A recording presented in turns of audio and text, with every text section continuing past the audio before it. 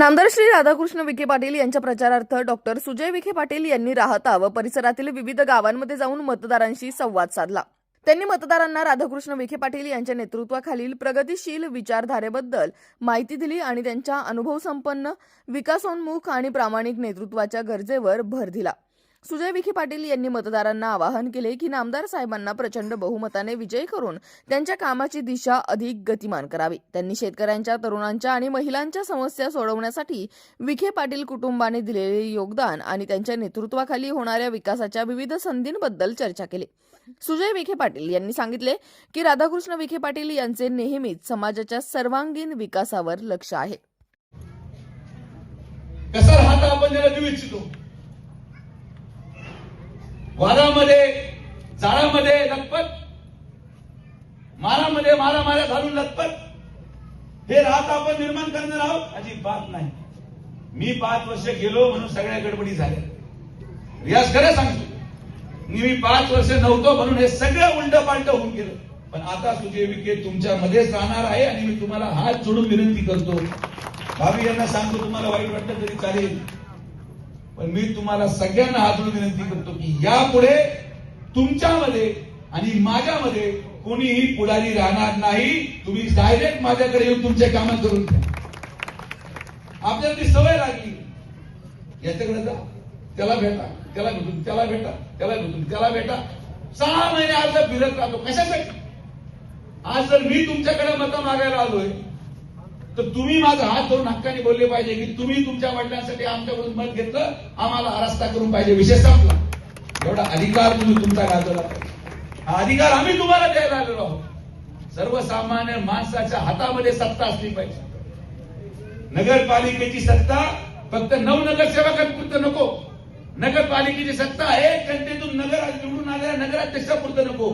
नगरपालिकेची सत्ता या झोपडपट्टीपासून तर बंगल्यामध्ये राहणाऱ्या प्रत्येक नागरिकाच्या हातात असली तर राहत्या शहराचा विकास। आणि म्हणून मी तुम्हाला जो फॉर्म्युला सांगणार आहे की तुमच्या मुलांमध्ये, तुमच्या मुलींकडे जे अँड्रॉइड फोन आहे त्याच्यामध्ये जनसेवा मंच ऍप आपण लॉन्च केलं। त्या ऍप मध्ये कुठलं चिन्ह नाहीये, त्या ऍप मध्ये कोणाचं नाव नाहीये।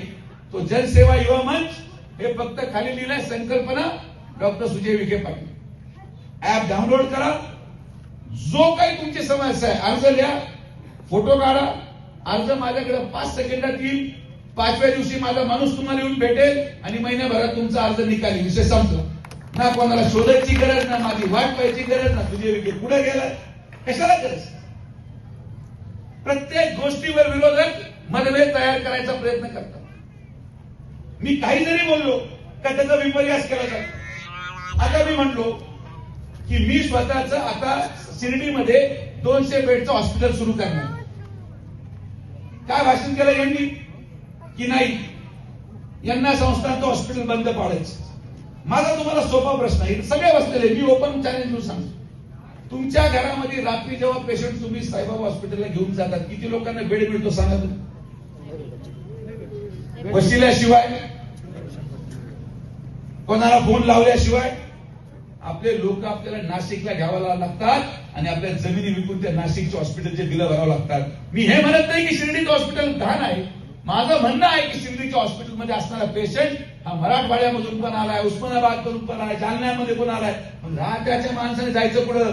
म्हणून त्याचं उत्तर आहे 6 महिन्यामध्ये निर्माण होणारं विखे पाटील हॉस्पिटल, ज्यामध्ये फक्त राहत्या तालुक्याचा गोरगरीब माणूस मोफत उपचार घेईल। हा शब्द सुजय विखे पाटील तुम्हाला देतो। हे आपण करू शकतो। आपल्यामध्ये ती जाणत आहे, आपल्यामध्ये तो विचार आहे। टक्केवारी खाण्यासाठी राजकारण कधी करत नाही। चुकीचा माणूस तुम्ही निवडून दिला, 5 वर्ष नगराध्यक्ष म्हणून एक माणूस तुम्ही बसवला, त्यांनी राहता 5 वर्ष मागे गेले। ठीक आहे, आमचा माणूस पाडला, काही हरकत नाही, पण एक चूक किती महागात पडते की देशामध्ये अशी आंतरराष्ट्रीय गटर योजना पहिल्यांदा पाहायला मिळाली की त्याच्यामध्ये रस्ते तर खोदले, पण मोठे पाईप काढून छोटे पाईप पाण्यासाठी टाकले आणि त्याच्यामध्ये अजून पाणी सुद्धा नाही, अशी परिस्थिती राहते। स्वच्छ प्यायला पाणी नाही।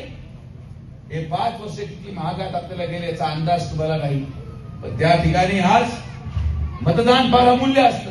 लोकांच्या भूलथापाला बळी पडून, लोकांच्या विषारी प्रचाराला बळी पडून चूक करू नका। आज मी एक तो माणूस आहे जो महाराष्ट्रामध्ये एवढे ठामपणे भूमिका घेतो. हे तालुक्याची बाउंड्री, ही विधानसभेची बाउंड्री, ही आमची लक्ष्मण रेखा. यामध्ये बाहेरून ना कोणी इथं येणार ना इथून कोणी बाहेर जाणार. आपण एक कुटुंब आहोत. आपले भांड